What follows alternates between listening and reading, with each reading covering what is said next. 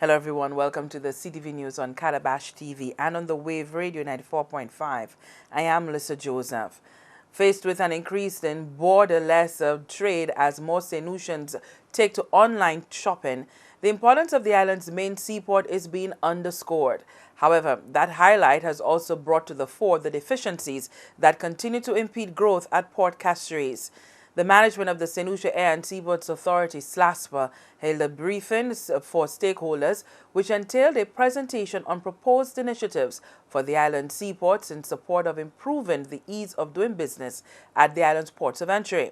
The proposed initiatives, which focused on reforming the current labor regime and the operating hours, aim to strategically reposition Port Castries as a thriving portal to the global customer by leveraging and modernizing the port's assets.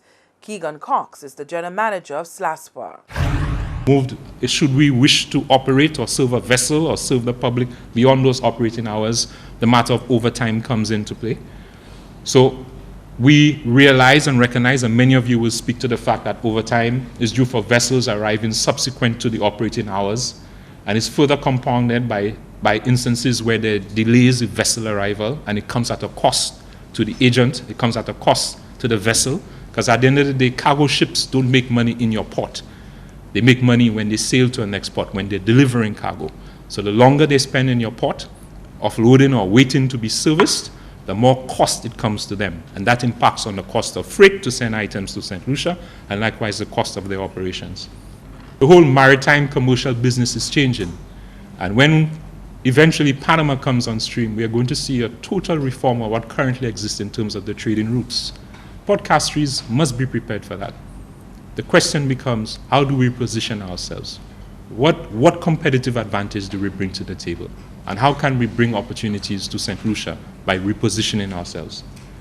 We must ensure we embrace government's vision to improve St. Lucia's competitive posturing in terms of ease of doing business. This has become quite a topic of debate, and everyone seems to be focused on it, and so is SLASPA.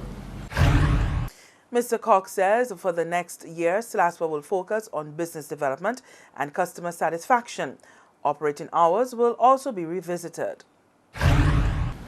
We believe we have a perfect opportunity to strategically reposition Port Castries as a thriving portal for the global consumer by modernizing and likewise leveraging our talent, effective operations, and a customer service as second to none.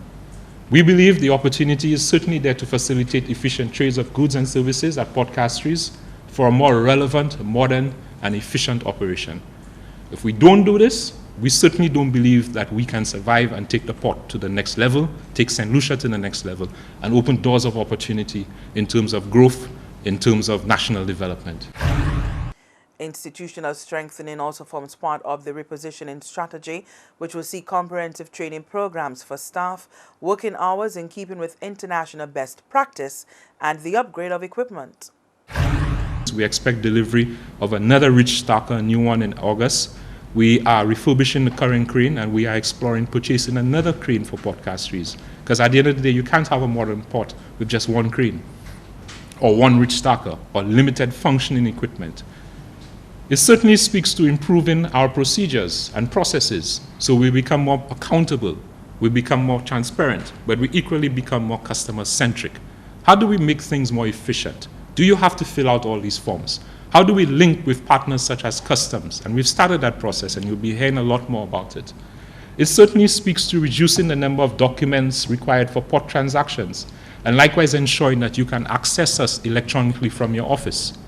We've commenced that journey. In fact, I'm proud to say, for instance, the application for approval for excess storages currently is now online. Our consumer can sit at their home through the internet with the relevant documentation, apply for consideration from SLASPA for the waiver of excess storage charges. And we're doing so all throughout an app. It's currently being tested. In fact, we've just approved this morning a number of applications. And as we fine-tune the process, it will be almost instantaneously, where you apply, within 2 hours, you should have a response in terms of approval and the extent of approval. That certainly is progress. Keegan Cox, General Manager of SLASPA.